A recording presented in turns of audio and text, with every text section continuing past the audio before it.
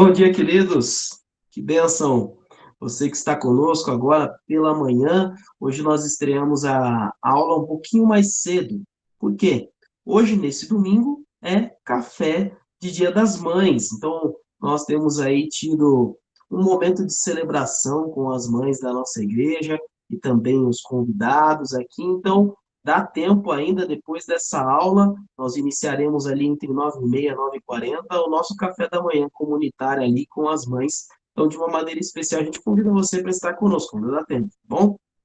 E uma boa noite aos alunos que estão aqui conosco. Temos aí algumas mães aqui conosco também nessa noite, então que Deus abençoe ricamente as suas vidas. E eu quero convidar o pastor Salve Júnior para orar, aproveitar e também já orar agradecendo por essa celebração que nós vamos fazer. Oremos. Ó Pai, na tua infinita misericórdia, te agradecemos porque o Senhor nos dá a alegria de estudarmos a tua palavra na escola bíblica dominical.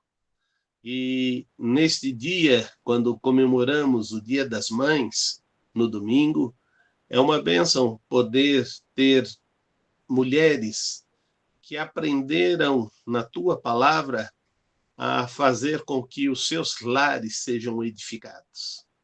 Te agradecemos que também elas têm sido honradas em seus lares e te pedimos, ó Pai, por todas as mulheres que são mães, que elas possam receber o tributo que lhe é devido e que possam ser homenageadas por seus filhos, por seu esposo e que em tudo a tua graça, a tua bênção possa estar em suas vidas. Te louvamos e agradecemos pelo teu cuidado, te louvamos e te agradecemos porque o Senhor tem nos abençoado e queremos mais uma vez, use o teu servo, pastor Cristiano, para nos falar na aula de hoje. E abençoa todos os professores que vão se instruírem com essa lição dos professores para se prepararem melhor para estarem ministrando no próximo domingo. É isso que eu suplico, em nome de Jesus. Amém.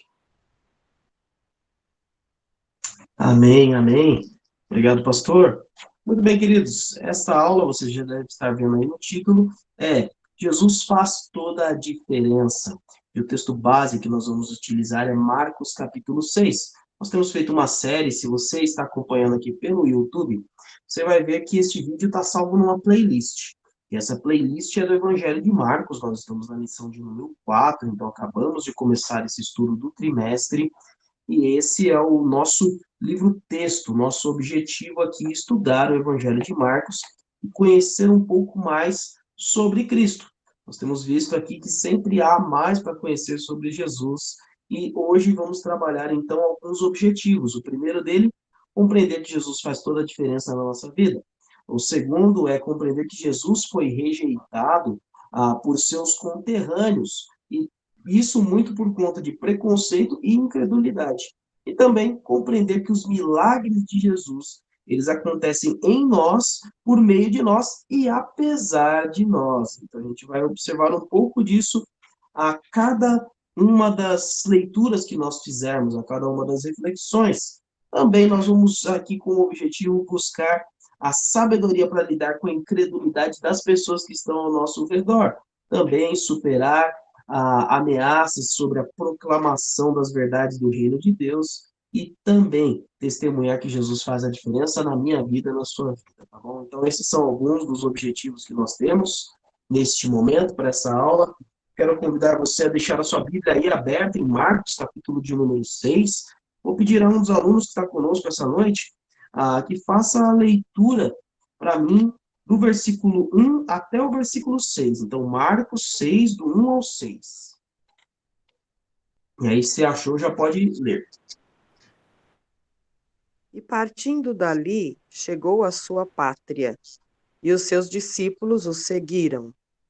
E chegando o sábado, começou a ensinar na sinagoga, e muitos, ouvindo-o, se admiravam, dizendo: De onde lhe vêm essas coisas? E que sabedoria é esta que lhe foi dada? E como se fazem tais maravilhas por suas mãos? Não é este o carpinteiro, filho de Maria? irmão de Tiago, de José, de Judas e de Simão? E não estão aqui conosco suas irmãs? E escandalizavam-se nele.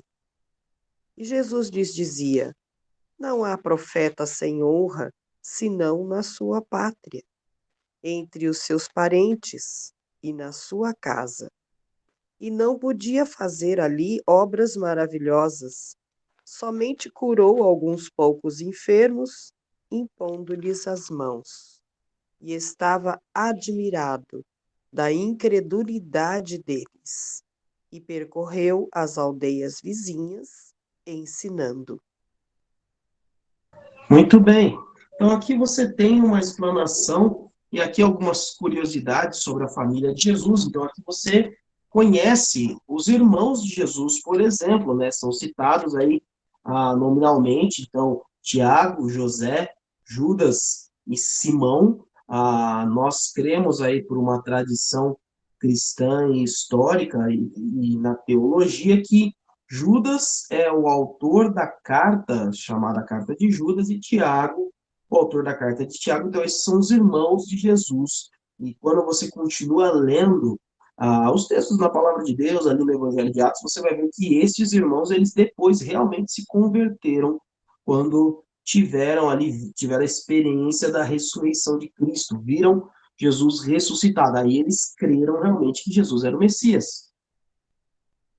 Mas até o momento não o criam. O texto, ele narra que Jesus foi, a versão da irmã Nilce, a usar a expressão a própria pátria, como é colocado, mas aqui ele se refere muito mais à própria região, ao povoado, e esse é o povoado de Nazaré. E se você for fazer uma pesquisa, então, Nazaré é uma das... Perdão, ainda estou um pouquinho resfriado. Nazaré é uma das aldeias próximas de Cafarnaum. Então, você vai ver muito do ministério de Jesus na Galiléia se desenvolvendo na cidade de Cafarnaum e nas aldeias dos povoados das circunvizinhanças. Uma curiosidade é que o Império Romano estava presente em todas essas cidades. E por que surgem as tais aldeias ou os povoados, como, por exemplo, Betânia, como Nazaré? Quando você estava numa cidade onde o Império Romano estava presente, você tinha que pagar aquele imposto. E, muito por conta da dificuldade de sustento da época, muitas famílias começaram a se organizar próximo das cidades, às beiras das estradas. Foram surgindo, então, os povoados que nós conhecemos, então, que não chegavam a ser cidades. E você vai ver muito disso no capítulo 6, essa visita a esses povoados. Jesus está, então, nessa circunvizinhança de Cafarnaum, muito provavelmente próximo a Nazaré, porque nós estamos falando de povoados pequenos, então você viu, todo mundo conhecia a família dele. E Jesus está ali desenvolvendo o seu ministério, realizando milagres maravilhosos ali, cura de pessoas, restabelecimento de enfermos, e as pessoas começam a desacreditar. Por quê? Falam, olha, a gente conhece os pais dele. Aqui você tem a citação da profissão de Jesus, inclusive. Sim, Jesus tinha uma profissão. Todo filho, naquela época, todo homem, aprendia a profissão do pai.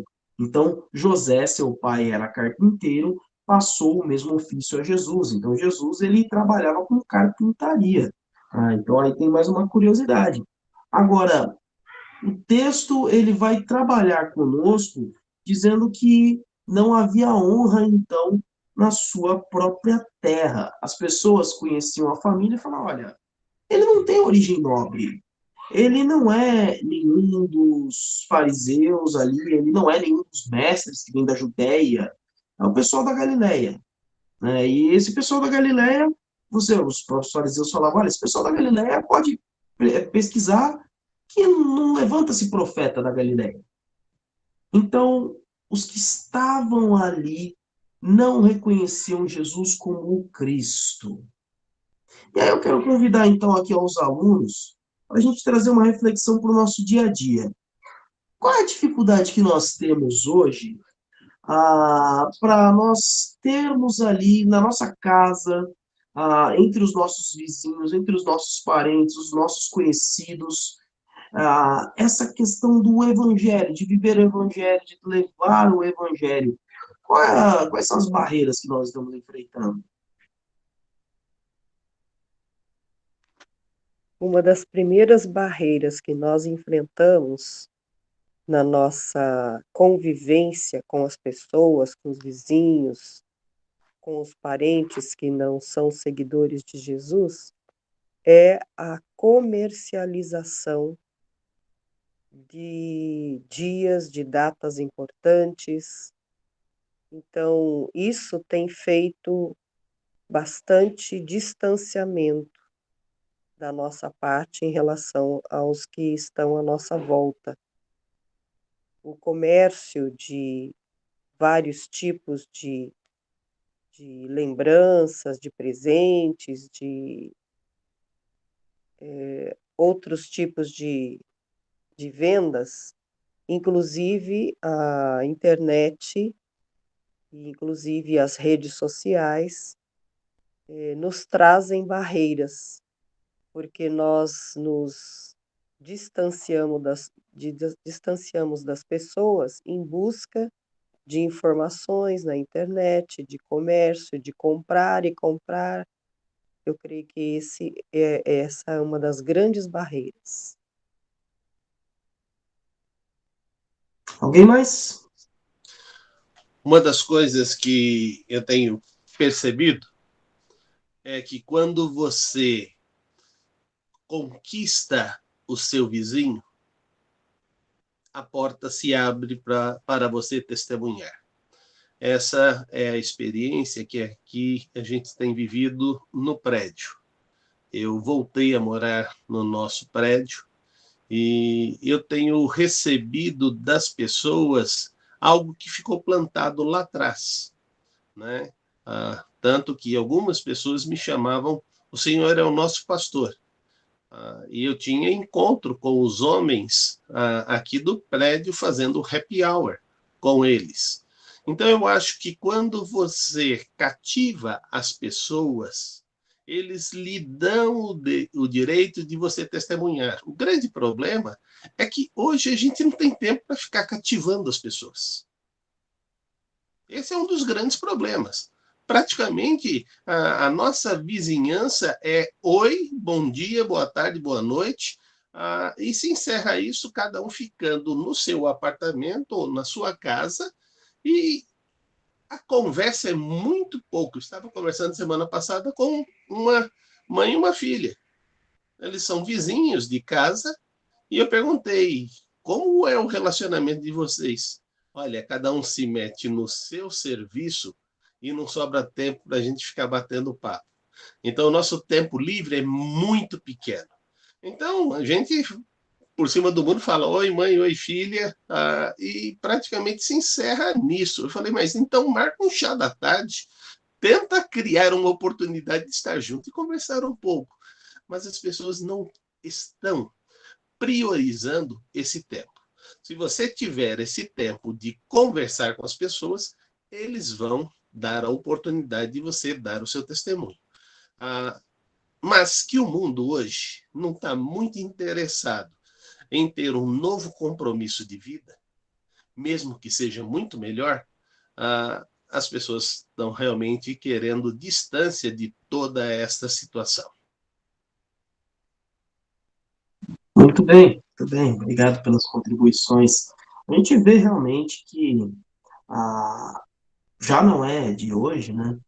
Sempre quando nós estamos falando da nossa própria terra, como é mencionado aqui, é claro, para nós é algo muito menor, porque a minha própria terra, por exemplo, seria a cidade de Campinas, que é gigantesca. Em São Paulo, é a terceira maior cidade do estado de São Paulo.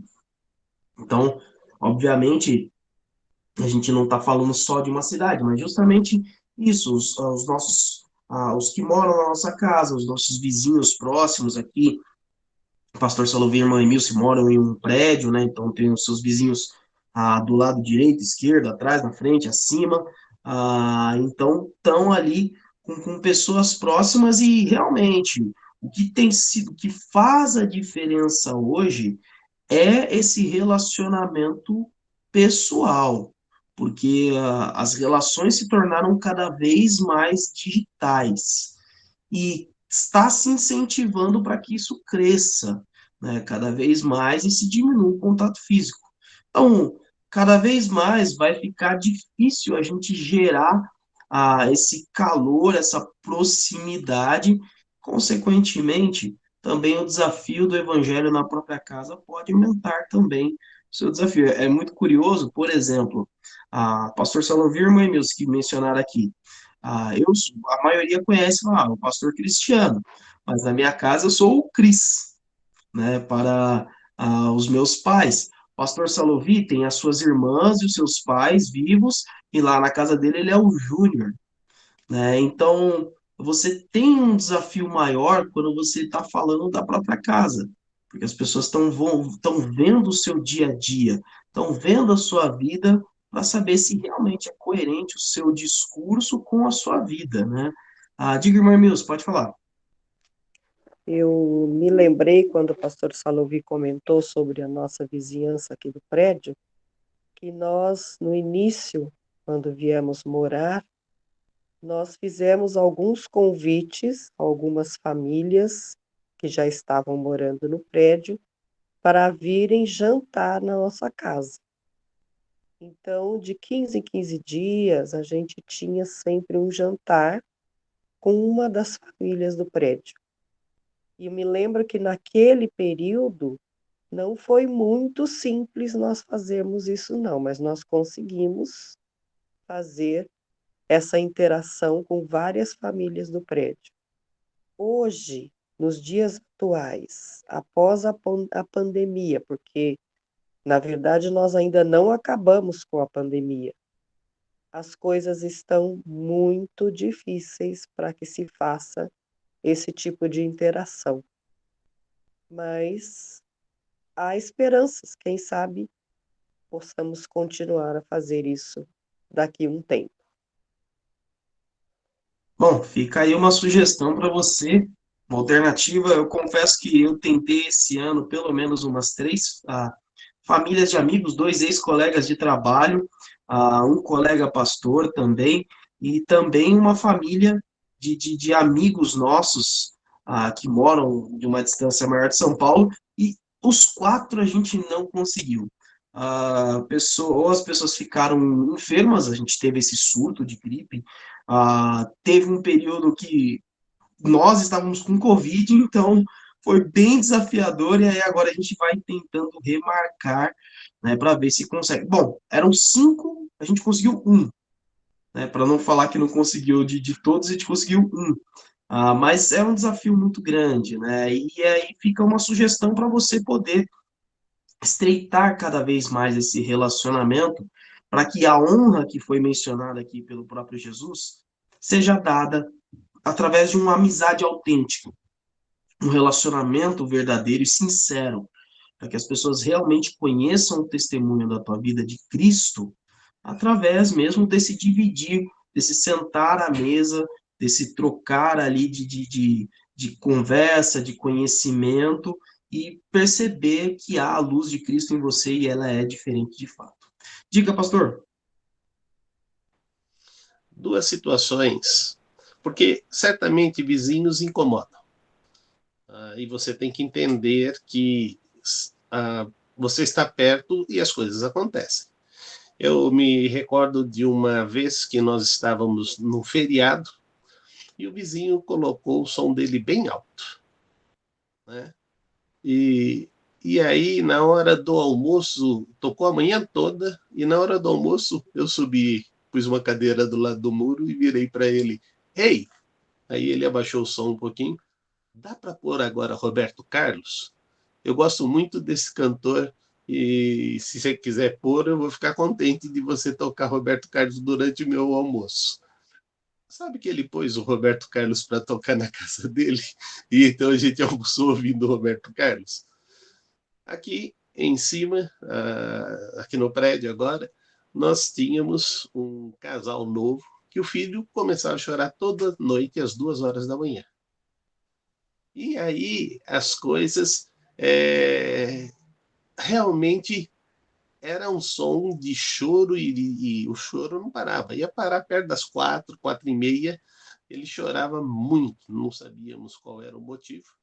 Mas toda vez que ele começava a chorar, eu e a Emília orávamos por essa criança, para que Deus desse o sono a ela, para que os seus pais pudessem dormir, porque no dia seguinte iriam trabalhar. E aí houve um outro episódio com 2 outros vizinhos.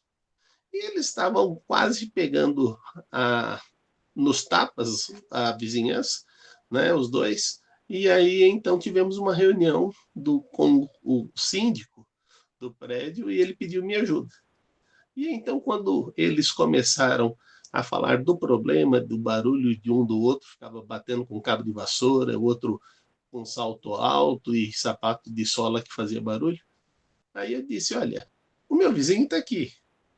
O filho dele chora toda noite, às 2 horas da manhã começa o choro, e vai até perto das 4 horas da manhã. E toda noite eu oro por essa família, para que a criança possa ter sono e os seus pais possam poder dormir e trabalhar no dia seguinte. Só o fato de eu testemunhar isto, os dois olharam um para o outro e começaram a chorar e se abraçaram, e até hoje são os melhores amigos. Então a gente tem que entender que, como Jesus fazia toda a diferença em qualquer lugar, também a gente tem que fazer diferença em qualquer lugar. Isso vai abençoar seus vizinhos, mas você tem que estar disposto a doar esse tempo para eles. Muito bem, obrigado, pastor. Vamos aqui à frente. Quero convidar você a deixar a sua Bíblia aberta agora em Mateus 7, ou Mateus capítulo 6, do versículo 7, nós vamos até o 13. Então, do 7 ao 13, eu vou pegar um trechinho dos 6 aqui, para dar um sentido melhor na lição, tá? Então Jesus passou a percorrer o povoado ensinando. Chamando os 12 para junto de si, os enviou de 2 em 2, deu-lhes autoridade sobre espíritos imundos. Estas foram as suas instruções. Não levem nada pelo caminho, a não ser um bordão. Não levem pão, nem levem saco de viagem, nem dinheiro em seus cintos. Calcem as sandálias, mas não levem túnica extra. Sempre que entrarem numa casa, fiquem ali até partirem. E se algum povoado não os receber, nem os ouvir, sacudam a poeira dos seus pés quando saírem de lá, como testemunho contra eles. Eles saíram e pregaram ao povo que se arrependesse, expulsavam muitos demônios e ungiam muitos doentes com óleo e os curavam. Muito bem. Aqui eu mais uma vez quero trazer a participação dos alunos. A opinião de vocês, por que que Jesus envia os seus discípulos aí de 2 em 2, mas ele envia dizendo a eles, vão sem nenhum tipo de provisão, vão sem nada. Então ele fala, olha, vão apenas com o bordão é um cajado, um tipo de apoio, né, mas vão sem saco de viagem, não levem pão, não levem dinheiro extra, não levem nada. Na opinião de vocês, por que que Jesus deu essa instrução? Primeiramente, eu gostaria de lembrar os irmãos que foi lido o texto de Marcos 6, de 7 a 13. Eu falei Mateus? O irmão disse Mateus. Já é a segunda vez que eu faço essa confusão, tá? É Marcos 6, querido. Obrigado, meu amigo. Mas pode já aproveitar e contribuir já com a sua opinião. Bom, então, o pastor poderia repetir a sua pergunta? Sim, a minha questão é, por que que Jesus envia os discípulos nesse momento sem nenhum tipo de provisão? Eu creio que Jesus queria mostrar para os seus discípulos que eles precisavam e necessitavam confirmar a sua fé. Creio que a fé era algo que eles estavam experimentando ao lado de Jesus, e essa maneira de sair para pregar, para levar a mensagem, tinha que ser cheia de fé, sem necessariamente ter preparativos especiais, alforjes, sapatos diferentes. Eles deveriam ir pregar pela fé, confiando que seriam supridos pelo Pai. Muito bem. Mais alguém? Só colocando um aspecto diferente, todos eles eram acostumados a trabalhar e tirar o sustento do seu trabalho. Eles não compreendiam a situação que é depender de Deus. Então eu não tenho absolutamente nada e Deus vai providenciar. Lembre-se que quando Jesus chama os pescadores, ele vai dizer: eu vos farei pescadores de homens. Tá, mas Jesus não deu rede, não deu anzol, e as ferramentas que eu tinha não tenho. E agora ele manda a gente ir sem nada. Então, foi para ensinar que agora a nova vida, o padrão especial era depender e que Deus iria à frente, trabalhando no coração de pessoas que iriam receber prazerosamente. Lembre-se, a pessoa que vinha na posição de profeta era honrada no passado. E eles sempre eram recebidos. Quando olhamos no Velho Testamento, sempre as pessoas tinham um cômodo para receber. As pessoas eram hospitaleiras, é uma característica do povo judeu. E então eles sempre recebiam em suas casas. E Jesus estava querendo dizer: aprendam a depender de Deus, que ele vai à frente preparando o caminho aonde você vai se encontrar. Muito bem. Então, são aplicações muito boas, muito interessantes, porque, de fato, você está vendo aqui os discípulos no início das suas jornadas com Jesus. Você vai ver à frente, se você pegar a sua Bíblia lá em Lucas 22, 36, já próximo da crucificação, Jesus fala: agora vocês vão levar saco de viagem, agora vocês vão levar o alforje, agora vocês. Jesus até fala sobre, peguem espadas, porque ia se cumprir a profecia, ele foi contado entre os transgressores. Mas há um momento, sim, que Jesus fala: agora vocês vão levar bagagem. Porque, inclusive, quando você vai no Evangelho de Lucas, você vai ver que eles são dispersos mais à frente, que é a continuação do Evangelho, o livro de Atos. E aí, agora, eles vão para longas distâncias. Nós estamos falando de discípulos no início do ministério, continuariam ali na região da Galileia, com os povoados próximos. Então, eles vão na circunvizinhança ali, nos povoados ao redor de Nazaré, por exemplo. E é justamente nesse começo que você ensina. A melhor forma de você ensinar alguém, uma criança, por exemplo, é ensinando aquilo que é fundamental no princípio da sua jornada. Não é tão diferente com um discípulo de Cristo. Então, você tem aqui Jesus ensinando a dependência de Deus, do poder de Deus. Mas aqui agora nós vamos para uma parte um pouquinho mais desafiadora. Vou pedir aqui a um dos irmãos que leia para mim Marcos capítulo 6, do versículo 14 ao 18. Marcos 6, do 14 ao 18. Chegou isto aos ouvidos do rei Herodes, porque o nome de Jesus já se tornara notório, e alguns diziam: João Batista ressuscitou dentre os mortos. Por isto, nele operam forças miraculosas. Outros diziam: é Elias. Ainda outros: é o profeta, um dos profetas. Herodes, porém, ouvindo isto, disse: é João a quem eu mandei decapitar que ressurgiu?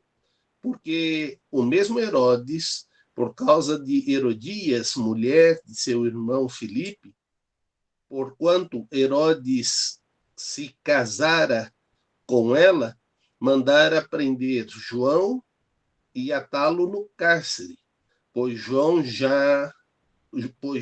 lhe dizia: não te é lícito possuir a mulher do teu irmão. Muito bem. Então aqui você tem uma situação, a seguinte situação, a narrativa da morte de João Batista, e aí Marcos ele usa de um recurso ali, ele já havia comentado da morte, da execução de João Batista, do assassinato dele, e aí ele começa a contar a história do porquê ele foi executado. João Batista, então, aquele que é o precursor do ministério de Jesus, a quem o profeta Isaías se refere como a voz que clama no deserto, é aquele que preparou o caminho para a chegada de Jesus. Bem, você tem aqui então João sendo afrontado pelo rei Herodes, para ser mais exato, pela sua esposa Herodias.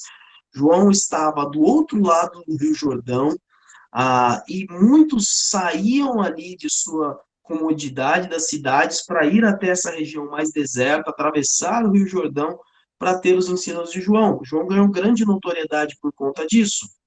E até o próprio rei Herodes, era título dado pelo Império Romano ali, este título de rei, então ele era o rei escolhido para os judeus, e geralmente era um judeu, em geral era sempre um judeu,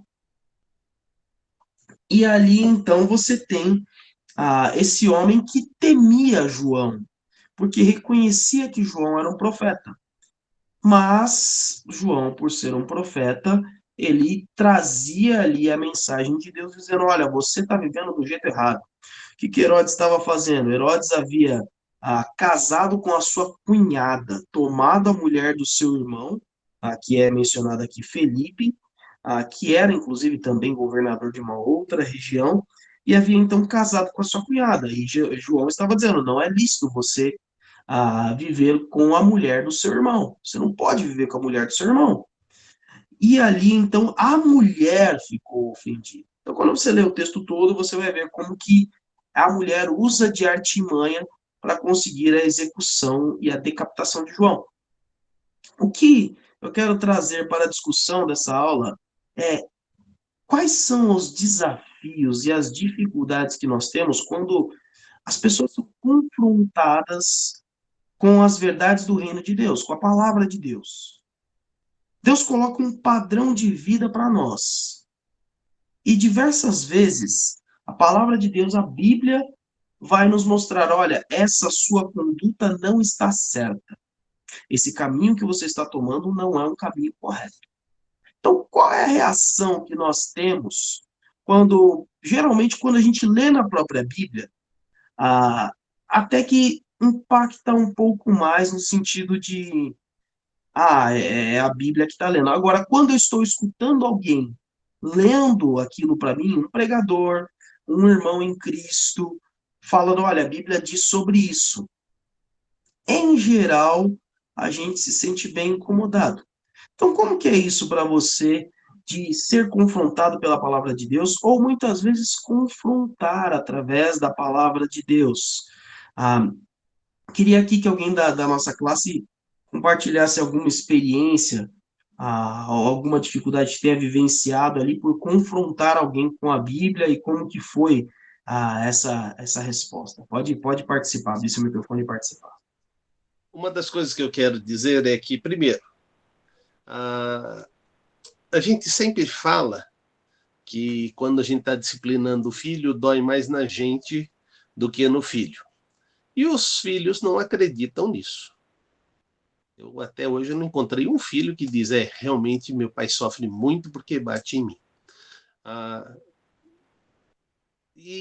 O grande questionamento é: se doesse mais nele, então por que ele faz? Então esse é o primeiro aspecto que eu queria agora trazer para o relato espiritual. Ser disciplinado por Deus também gera em nós uma revolta. Por quê? Na grande maioria, quando a gente está cometendo um pecado, a gente está vendo várias outras pessoas cometer o mesmo pecado. Então, você não vê a punição em cima dos outros. E aí você se revolta com isso porque acontece a punição sobre sua vida.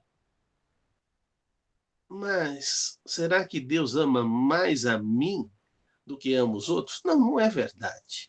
mas Deus tem o seu tempo de corrigir cada uma das pessoas. Eu nunca me esqueço de uma vez que nós estávamos trabalhando numa escola e o policial, então, disse, o comandante da área disse, olha, vocês estão de parabéns. Eu falei assim, por que, comandante? Ele disse, você chamou as crianças de 9 anos para dar essa palestra e esse treinamento. Nós descobrimos que quando nós começamos a fazer esse tipo de tratamento também e treinamento, nós começamos com criança de 15 anos. Nós temos 7 anos desse tipo de trabalho que nós fazemos nas escolas e vocês estão participando agora. Agora nós estamos fazendo com 9 anos, porque com 10 a gente já perdeu essas crianças para o crime. Então é uma verdade. As pessoas precisam entender que a correção é o maior ato de amor de Deus para nós. E se não entendermos isto que é um ato de amor, nós não vamos ter como aprender a lição. E uma lição não aprendida num erro nosso, ela é muito pior. Porque significa que esse erro vai ficar se repetindo em nossa vida, e nós vamos viver uma vida medíocre espiritualmente. E olha, existem muitas pessoas, sendo filhos de Deus, que deixaram de viver uma vida abundante para viver uma vida medíocre. E eu espero que isso não seja o seu exemplo. Que você realmente tenha um coração grato a Deus. Senhor, muito obrigado pela lição. Está dolorido, mas muito obrigado pela lição que você está me ensinando no dia de hoje. E isso, com certeza, vai abençoar a sua vida. Muito bem. Você, quando está sendo corrigido pelo Senhor, ou está sendo instrumento nas mãos do Senhor para exortar, para corrigir alguém, você está fazendo como? Você está correndo da disciplina ou você está indo de encontro à disciplina? Você está entendendo que isso vai te trazer um bem ou você está entendendo que não, isso daí machuca e eu prefiro continuar da forma com que eu estou? Então, como que é isso para você? Diga, pastor Salvi. Querido pastor Cristiano, uma coisa que eu quero dizer é que eu não entrei nessa área que o irmão agora acabou de falar. Você está desautorizado, biblicamente, a corrigir o teu irmão, se primeiro você não amá-lo de todo o coração. Não existe correção sem amor. Mas as pessoas querem ver o erro do outro. E se você vai falar do erro do outro e não tem amor, você está sendo um péssimo instrumento. E só o diabo vai usar essa situação para exatamente acabar com a vida de alguém. Então, lembre-se, antes de você, ao ver uma situação, Senhor, eu não amo esse irmão de coração. Então, eu não tenho condição de fazer. Ou me ensina a amá-lo, para que eu possa levar a tua palavra em amor. E aí sim você vai ser um instrumento de bênção na vida da pessoa. Mas lembre-se, amar o teu próximo é uma ordem de Deus. Então, espero que você não esteja fazendo acepção de pessoas com relação ao seu amor. Mas então, lembre-se, você primeiro tem que estar amando o seu irmão de todo o coração. Muito bem lembrado. Quando você vê Jesus, aliás, aquela mulher que é julgada como adúltera na frente de todas as pessoas, Jesus, então, traz a correção primeiro à multidão que queria apedrejá-la, dizendo: aquele que não pecou, atire a primeira pedra. E aí todos deixam. E aí Jesus pergunta à mulher: alguém te condenou? Não, Senhor, ninguém me condenou. Ele diz: eu também não te condeno. Mas há um adendo ali: vá e não peques mais. Aquela mulher se aproximou de Cristo pelo amor que havia na correção. Jesus corrigiu, dizendo: olha, você não está condenada, mas não permaneça no pecado. Não viva mais nessa vida. Então, a minha pergunta é, aliás, a pergunta que você deve fazer é: nisto que eu falei àquela pessoa, ela se sentiu amada? Ela sentiu de fato que eu a amo ao fazer ou falar isso para ela? Se não há amor, então não houve uma atitude da parte de Deus através de você. Porque em Deus sempre há amor. Vamos avançar aqui. Hoje a gente vai ser um pouquinho mais resumido. Vamos aqui, então, a um texto muito conhecido. Vou ler aqui só para introduzir, mas você já conhece bem. Agora, Marcos, capítulo 6, versículo 35, 36 e 37. Já era tarde e por isso seus discípulos aproximaram-se dele e disseram: Este lugar é um lugar deserto e já está tarde. Manda embora este povo para que possa ir aos campos e povoados vizinhos para comprar algo para comer. E ele, porém, lhes respondeu: Dê-lhe vocês algo para comer. Eles lhes disseram: Isso exigiria 200 denários. Devemos gastar tanto dinheiro em pão para dar-lhes de comer? Bom, aqui você tem uma narrativa que é a primeira grande multiplicação de pães e peixes. O versículo 34 traz ali qual era o pensamento, o sentimento, perdão, o sentimento de Jesus. Jesus estava indo com seus discípulos para o outro lado da margem do lago, porque ele percebeu que os discípulos estavam cansados e eles precisavam descansar. Mas a multidão chegou primeiro. E quando a multidão chega, Jesus olha para a multidão e tem compaixão dela, porque eram pessoas perdidas, e a comparação é ovelhas sem um pastor. Uma ovelha sem um pastor, ela não só está perdida, como em breve ela vai morrer. Porque ela se dispõe em vários perigos. Até quando ela vai beber água, ela não sabe escolher uma água calma ou corrente. Se é corrente, arrasta ela pela correnteza e ela morre afogada. Então, Jesus estava olhando para aquelas pessoas e estava tendo compaixão porque elas de fato estariam perdidas e não tinham nenhuma direção. Nós temos aí o objetivo hoje de trabalhar um pouco desses milagres de Jesus e eu quero trazer o seguinte destaque. Você pede milagre a Cristo, você pede que Jesus exerça o seu poder, você pede que Jesus faça algo maravilhoso na tua vida. Mas você esquece de um ponto. Para que haja um milagre de Jesus na tua vida, você tem que estar vivendo um momento de escassez. Porque você não vai pedir que Jesus providencie o alimento naquela hora que você não tem, que você tem o alimento, você agradece. Você até pede para que não falte o pão de amanhã, mas você não está clamando por um milagre, você está pedindo por provisão. Ali não tinha provisão, não tinha onde ter o pão. Havia uma situação de desconforto, havia uma situação de urgência. Manda embora, porque se eles ficarem mais tarde, eles vão passar mal. Se você vai olhando aqui em outros, esse é um dos milagres que é registrado nos 4 evangelhos. Então, eu recomendo depois que você faça, busque a leitura, você tem Mateus 14, Lucas 9 e João 6. E aí você vai ter com mais detalhes isso. Mas eles estavam com medo que as pessoas fossem voltar para casa e desmaiassem no meio do caminho. E ali desmaiou no meio do deserto e morreu. Então só havia como depender. Olha só o que o evangelista está registrando. Lembra que a gente falou sobre os discípulos aprenderem a depender de Cristo? Então agora, Jesus está mostrando, agora vocês vão entender o que é depender de mim. Agora vocês vão entender o que é depender do meu poder.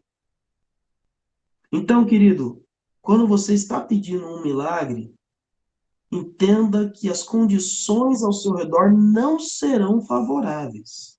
Quando você quer depender do poder de Deus, entenda que não vai ter mais nada onde você vai se agarrar. Muitas vezes não tem família ao redor. Muitas vezes não tem recurso financeiro, não tem o saldo na conta, não tem nem o salário para cair. Muitas vezes o médico desenganou. E ali, então, é que nós olhamos, Senhor, só tu podes. Agora, é necessário a gente chegar a esse ponto para dizer, Senhor, só tu podes? Por isso que a gente começa essa lição falando sobre a dependência do discípulo da parte de Deus. Porque Jesus não é o que resta, agora só nos resta orar, como é usada a expressão. Não, querida, a oração é lá no começo. A dependência é lá no começo. E aí, diante do momento, da escassez, do perigo, é que nós vemos Jesus entrar com a provisão. Então, temos que estar atentos a isso. E eu quero emendar no próximo milagre, porque esse é um dos poucos textos de Marcos, aqui essa composição textual que Marcos faz, que ele faz uma ligação muito interessante. Então, acompanha comigo aqui, do 48 ao 52. Porque poderiam pensar, mas não tem uma coisa a ver com a outra, e Marcos traz essa ligação de uma maneira única. Então, do 48 ao 52. Ele viu os discípulos remando com dificuldade, porque o vento soprava contra eles. Então, acabou ali todo aquele episódio da multiplicação. Jesus sobe ao monte para orar, manda os discípulos irem à outra margem do lago, e eles estão lá à noite, já no escuro, nessa situação. Muito bem. Alta madrugada, Jesus dirigiu-se a eles andando sobre o mar, e já estava a ponto de passar por eles. Quando eles viram andando sobre o mar, pensaram que fosse um fantasma. Então gritaram, pois todos tinham visto e ficaram aterrorizados. Mas Jesus imediatamente lhes disse: coragem, sou eu, não tenham medo. Então subiu no barco para junto deles, e o vento se acalmou, e eles ficaram atônitos. Presta atenção no versículo 52. Pois não tinham entendido o milagre dos pães. O coração deles estava endurecido. Aqui você tem a famosa narrativa da travessia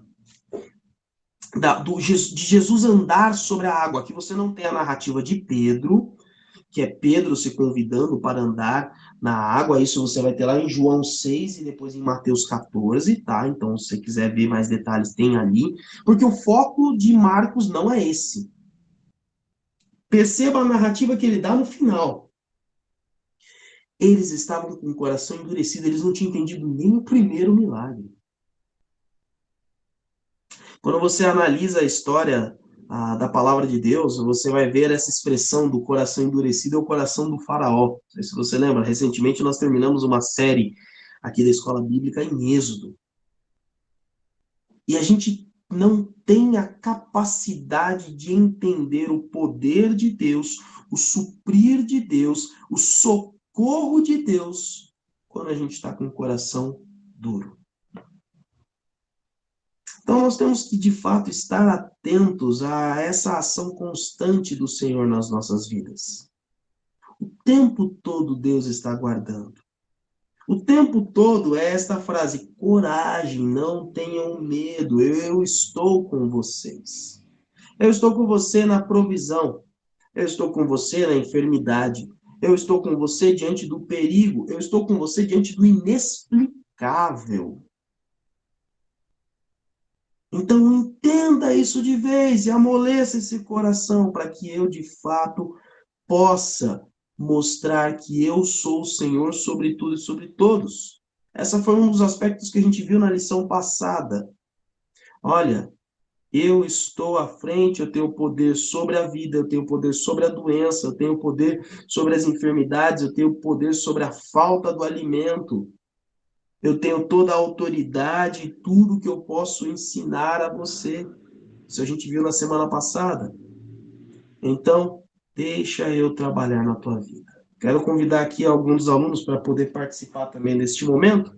E hoje a gente vai ter uma aula um pouco mais reduzida para ter esse tempo nosso do café da manhã.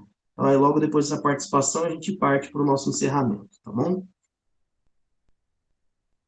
Aí quem se sentir à vontade pode complementar algo agora. Uma das coisas importantes pastor Cristiano, é que a cegueira ou o coração endurecido está em nós em diversas situações. Nós começamos a olhar em torno. E quando a gente começa a olhar em torno, a gente começa a fazer algumas perguntas. Será que é assim mesmo? E o Espírito Santo deixa de ter autoridade sobre nossas vidas. Você começa a aceitar a situação e você começa a se acomodar diante da situação. E daqui a pouco você já não está mais sujeito àquilo. Os discípulos já haviam visto vários milagres, mas eles não estão ali prontos para ter a sensibilidade, talvez porque também eles estavam exaustos com o cansaço. E o multiplicar dos pães, houve a multiplicação de trabalhos.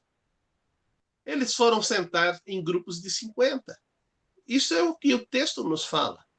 Mas quem levou todos os cestos para essas pessoas foram eles. E então esse trabalho deve ter não só gerado uma fadiga física, mas como uma fadiga mental. E quando a gente está soberbado de situações, de tarefa, lembre-se do que Jesus fala a Maria e Marta. Marta escolheu a melhor parte, que foi ficar aos pés de Jesus ouvindo. E eles ali, naquele momento, se envolveram e ficaram atarefados com a situação, sem entender aquilo que Jesus estava fazendo. Que do nada fez a multiplicação acontecer, porque em Cristo estava todo o poder. Então, o que eu quero que a gente possa sair com uma lição para a nossa vida é como você está tratando a sua vida. Você está alimentando um relacionamento com Deus ou está cada vez mais sendo apenas um religioso? Que você tem tarefas para fazer, você executa as tarefas e você se dá por satisfeito nas tarefas que você completou. Mas aí você começa a sentir um vazio na sua alma. E esse vazio na sua alma vai fazer com que a cegueira espiritual entre na sua vida e faça parte dela. E você vai parar de perceber o agir de Deus que está na sua frente, está em seu entorno, porque você sinceramente já decidiu as coisas que fazem sentido na sua cabeça fazer. Então, a gente tem que receber esse alerta de Deus para nós. E chegar assim, Senhor, eu careço. Isso está acontecendo comigo. Eu estou me vendo com um coração endurecido em vários aspectos. Que eu chego e digo, isso merece acontecer mesmo. Porque o que vende naquilo que nós estamos vendo é desgraça. Não tem notícia boa. Só tem notícia ruim. Sabe por quê? Notícia ruim da Ibope. E essas coisas estão fazendo a gente ficar cada vez mais cego. Então, tome cuidado com o que as janelas dos seus olhos estão fazendo na sua vida espiritual. Por isso, ao invés de olhar na circunstância, olhe para o alto. Olhe para Deus. Medite nas coisas que Deus está nos ensinando. E isso, com certeza, fará com que os nossos olhos, ao olhar na circunvizinhança, a gente encontre oportunidades para se tornar um instrumento nas mãos de Deus. Amém. Fica aqui o nosso desafio, que é justamente o objetivo dessa aula. Jesus tem feito a diferença na tua vida? Qual a diferença que ele tem feito? Aproveita que você está aqui assistindo, compartilha aqui nos comentários e aproveita isso que você está compartilhando. Então, o desafio é Compartilhe com as pessoas ao redor de você. Não deixa só para colocar no teu perfil nas redes sociais, não. Porque tem muita gente colocando mensagem bonita, que é legal, traz um incentivo, mas o que vai fazer a diferença é esse contato próximo que você tem com as pessoas que estão ao seu redor. As pessoas que realmente conseguem ver a mudança que Jesus está promovendo na tua vida. Esse é o melhor dos testemunhos que você pode dar. Então, esse é o desafio da lição de hoje. Compartilhar aquilo, a diferença que Jesus está fazendo na tua vida, tá bom? Queridas mães, parabéns por esse dia. Estou com a minha mãe aqui, tenho o privilégio de ter a minha mãe aqui conosco na aula. Ah, e para ela, então, mamãe, feliz Dia das Mães, aqui adiantado, né? Mas no domingo eu dou o Feliz Dia das Mães com tudo que tem direito, né? Mas que Deus abençoe grandemente a vida de vocês. E corre que ainda dá tempo de vocês participarem do nosso café da manhã, tá bom? Um grande abraço, que Deus abençoe seu domingo e todo o restante da sua semana. Esperamos vocês aqui conosco. Obrigado, pastor Cristiano. Queridas mães, Deus abençoe a todas vocês e que possam ser honradas e homenageadas de acordo com o plano de Deus. Agradeço Lembre-se, muito. a mãe tem que ser honrada o tempo todo. Obrigado, pastor Saluvi, pastor Cristiano. A bênção de ser mãe está em cada uma de nós, não é, meninas? Então vamos agradecer a Deus por esse momento especial que Ele está nos proporcionando.